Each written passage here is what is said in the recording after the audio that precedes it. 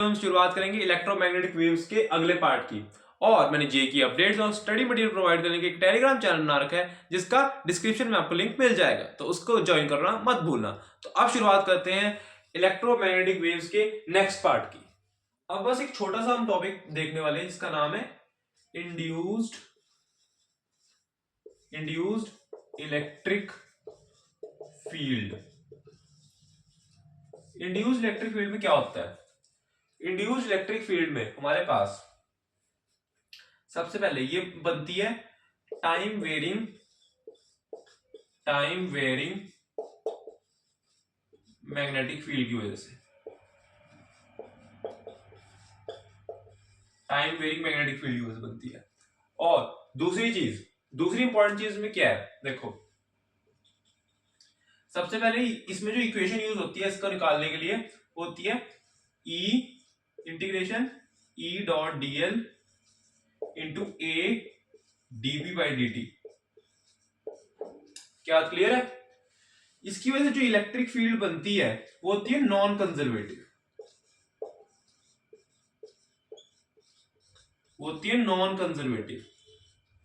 Non conservative का क्या मतलब है?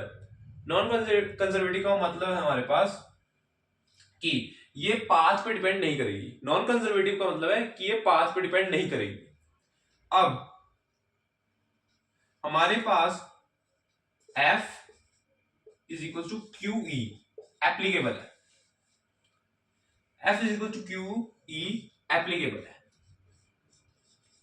क्या बात क्लियर है?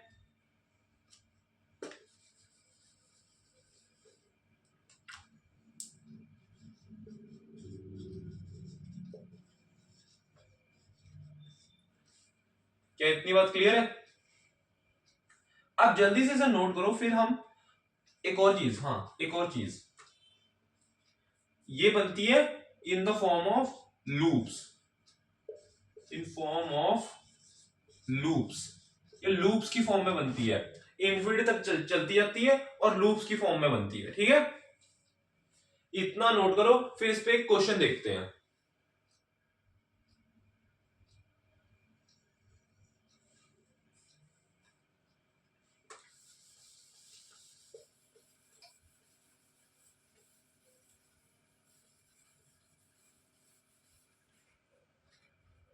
जिसपे हमारे पास b की वैल्यू है B naught T square.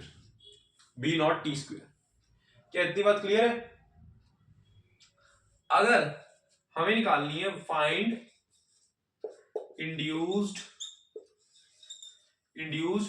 Electric field for r less than equal to r, यानी कि मान लो यहां पे ये हमारे पास यहां पे एक करंट जा रहा है और इसके आसपास इलेक्ट्रिक फील्ड बन रही है टाइम वेरिंग मैग्नेटिक फील्ड। इसकी वजह से जो इलेक्ट्रिक फील्ड बनेगी for r less then r, जो अंदर अंदर वाले पार्ट के लिए, वो क्या बनेगी? एक बार इसे खुद से ट्राई करोगे?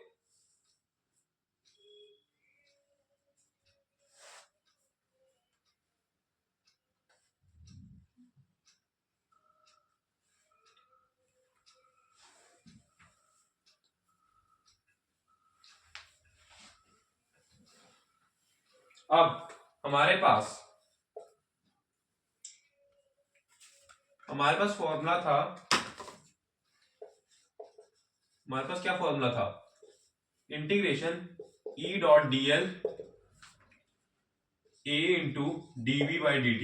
क्या बात क्लियर है इतनी? a into dv by dt, क्या बात क्लियर है इतनी? बताओ। अब यहां पे अगर हमें E निकालना है, dl कितना आएगा? dv by dt। d by dt की पहले वैल्यू देखो, phi is equal to B A, phi equal to B naught T square, और a आ जाएगा पाई आर स्क्वेयर। क्या बात क्लियर इतनी? अब हमारे पास यहां पे फाई हो जाएगा, फाई को डिफरेंशिएट करेंगे, ये हो जाएगा dv बाई dt। हो जाएगा हमारा क्या? बी नॉट, ये हो जाएगा B naught 2 × T pi are square. Phi तो ये हो गया, इसको मैं बी ए लिख देता हूं, ये हो जाएगा A dB by d t 2 V0 t pi are square. A dB by d t की वैल्यू ये होगी। क्या बात क्लियर है इतनी? तो और डीएल कितना आएगा? डीएल कितना आएगा? 2 पाई स्मॉल आर। हम यहां पे एम्पीरियल लूप लेंगे, तो ये हो जाएगा A dV by d t की वैल्यू थी हमारे पास, A dV by d t 2 B0 t pi are square two E. Pi से पाई कैंसल, 2 से 2 कैंसल, यहां से ई की वैल्यू आ जाएगी B0 T capital R square upon small R. ये हमारे पास इलेक्ट्रिक फील्ड आ गई, एक बार से नोट करो।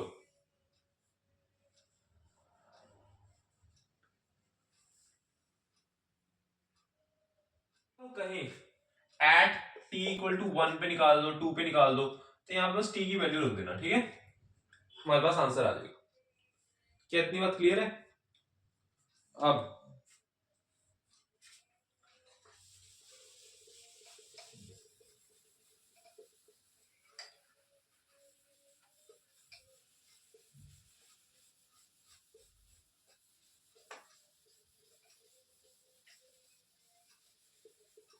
यहाँ पे सामने एक क्वेश्चन है, एक बार इसे खुद से ट्राई करो।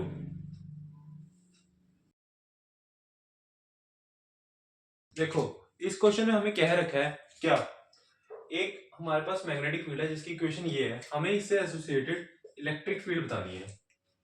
उसके लिए मैं क्या करूंगा, देखो एक सबसे पहली चीज हमें दिख रहा है ये हमारे पास बी नॉट है, ये बी नॉट है, तो E not is equal to B not C लगा दो पहले। ई नॉट की वैल्यू मिल जाएगी, ये आ जाएगा 1.6 into 10 raise to power -6 into 3 into 10 raise to power 8, ये बन जाएगा 4.8 इंटू 10 रेज टू पावर 2। क्या इतनी बात क्लियर है? अगर हमें बी की डायरेक्शन दे रखी है 2i कैप प्लस जे कैप, और हमारे पास जो हमारे पास स्पीड है यानी वेलोसिटी वो है के कैप में, इन दोनों का क्रॉस प्रोडक्ट ले लेते हैं,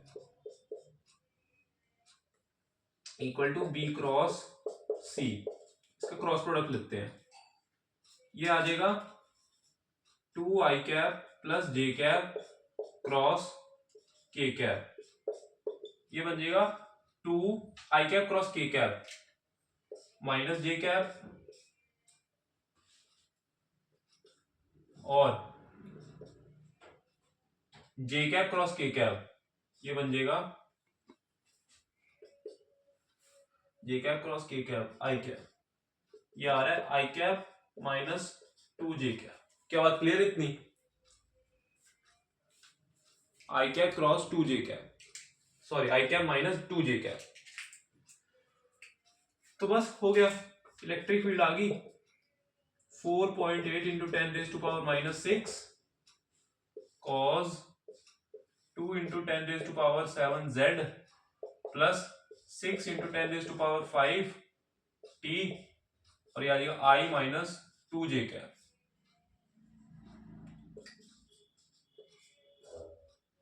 वोल्ट पर मीटर, जहां पे भी हमारे पास ई नॉट की वैल्यू ये और डायरेक्शन ये दिख रही है, उस ऑप्शन को मार्क कर दो, सिंपल।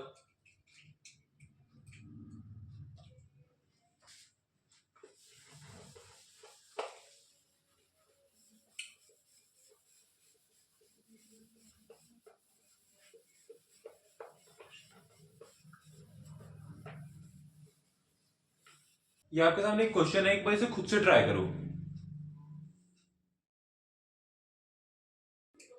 अब ये हमारे पास एक क्वेश्चन दे रखा है, इस क्वेश्चन में हमारे पास क्या है, देखो इस क्वेश्चन में हमारे पास एक फिर से एक मैग्नेटिक फील्ड की इक्वेशन दे रखी है, हमें इलेक्ट्रिक फील्ड की इक्वेशन बतानी है। क्या बात क्लियर है? उसके लिए मैं क्या कर रहा हूं, E not equal to B not C. E not हो गया 1.2 into 10 raise to power -7, 3 into 10 raise to power 8, ये हो जाएगा 4.8 इंटू 10 रेज टू पावर 2, नहीं 1, इस बार 1 हो जाएगा। तो यहां से ये होगी हमारी सी की डायरेक्शन, ये होगी हमारी मैग्नेटिक फील्ड।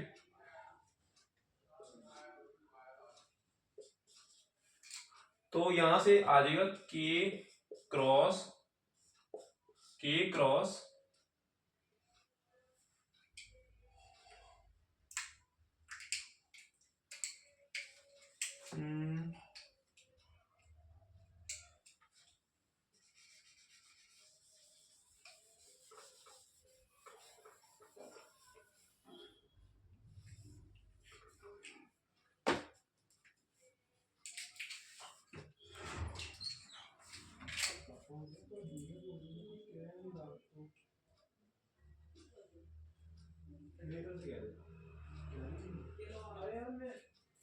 मैं कुछ कह नहीं रहा, तो आप लोग जान दो कि तेज तेज बोले जा रहे हो।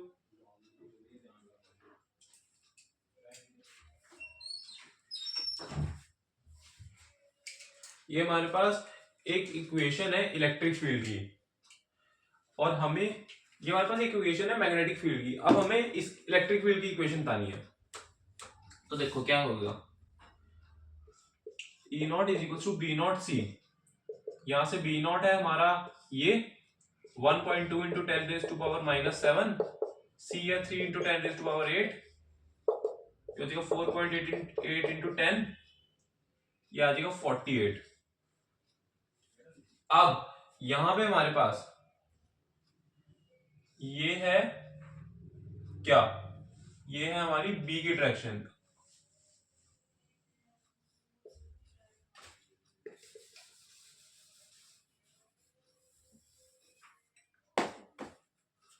इस क्वेश्चन में हमारे पास मैग्नेटिक फील्ड की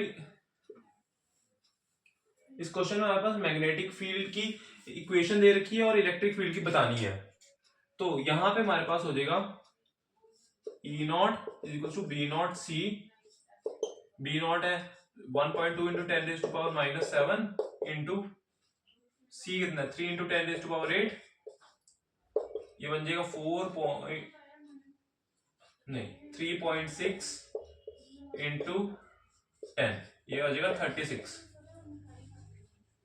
ये रही मैग्नेटिक फील्ड की डायरेक्शन, ये रही हमारे पास वेलोसिटी की डायरेक्शन। बी क्रॉस में हम करेंगे बी क्रॉस बी, यानी कि देखो बी हमारे पास बाहर की तरफ है और वी इस तरफ है, यानी कि ऐसे जाएगा जे कैप। ये बन जाएगी 3.6 इंटू 10 रेज टू पावर, इसको या फिर 36 ही डायरेक्ट लिखते हैं, 36 sine 0.5 into 10 raise to power 3 x plus 1.5 into 10 raise to power 11 t j cap.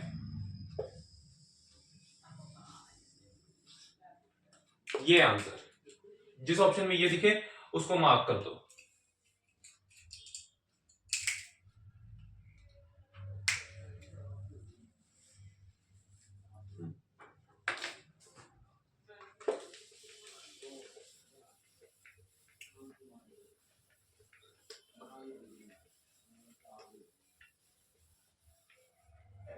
आप लोगों के सामने ये क्वेश्चन है, एक बार से खुद से ट्राई करो।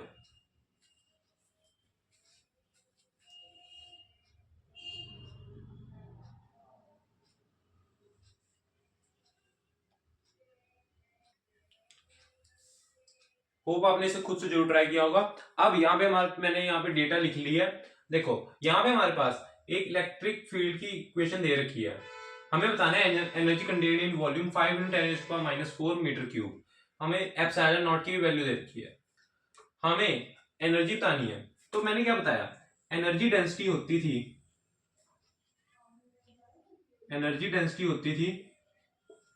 एनर्जी अपॉन वॉल्यूम,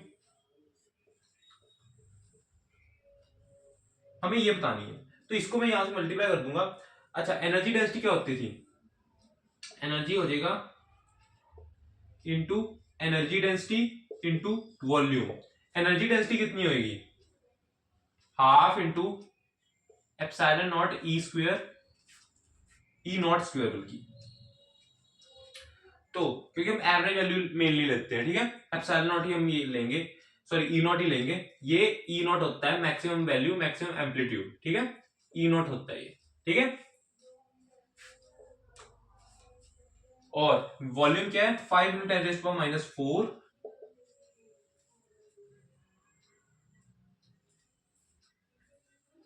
देखो ये हो जाएगा half into 8.85 into E not का स्क्वायर, यानी ई नॉट का स्क्वायर कितना होगा 400 इंटू 5 इंटू 10⁻⁻⁴। इसका 8.85 का भी 10⁻⁻12 यहां पे लिख रहा हूं। देखो ये चीज और ये चीज बनके 2000 हो जाएंगे, तो यहां से इसको मैं डायरेक्ट काट रहा हूं, इसको मैं, देखो ये बन रहा है 200, ये यहां से बन जाएगा 8.85, ये 1000 ये बन जाएगा 10⁻⁻1 यानी 10⁻⁻13। देख लो एक बार, क्या कैलकुलेशन सही है, एक बार देख लो इसे। हाँ हमारे पास कैलकुलेशन तो यहाँ पे सही है। तो और मैं यहाँ पे एक बार इसकी सारी ये यूनिट्स को भी दिखा देता हूं। एनर्जी डेंसिटी, एनर्जी डेंसिटी के लिए देखो ई नॉट की वैल्यू हमारे पास क्या आती है, ये स्क्वायर में आ रही है, तो half into epsilon not E square into volume.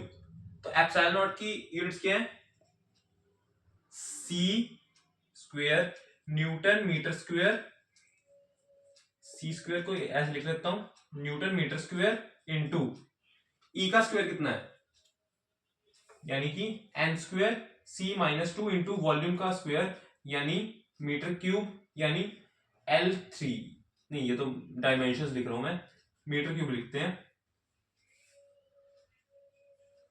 N से एन कैंसिल, ये कैंसिल, ये और ये कैंसिल।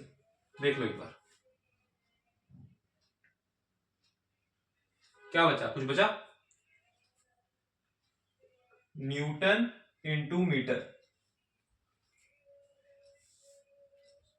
हाँ सही तो है।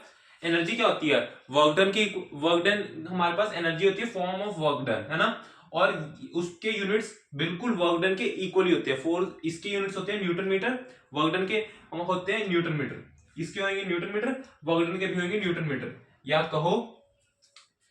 अच्छा हमारे पास न्यूटन मीटर के अलावा वर्क डन की और क्या यूनिट्स हम पढ़ते हैं बताना जरा, वो होते हैं जूल्स, इसको मैं जूल्स लिख सकता हूं। मैंने ये वैसे बता दिया, न्यूटन मीटर भी हम लिख सकते हैं और ऐसे सॉल्व होता है, ठीक है। तो हमारा इसमें जोन सा ऑप्शन ये मैच करे उसको मार्क कर। तो इसी के साथ हमारा चैप्टर इलेक्ट्रोमैग्नेटिक वेव्स खत्म होता है। अगली वीडियो में मैकेनिक्स 2 की शुरुआत करेंगे। मैकेनिक्स 1 से पहले हम मैकेनिक्स 2 को करेंगे, वो हमारे पास इजी लेवल होता है और साथ ही साथ उसका वेटेज भी हमारे पास काफी अच्छा दिखता है। तो हम पहले मैकेनिक्स 2 को खत्म करेंगे, वो हमारा इजी पार्ट में काउंट होता है। अगर वीडियो अच्छी लगी तो वीडियो को लाइक कर दो, चैनल को सब्सक्राइब कर दो। Okay, thank you.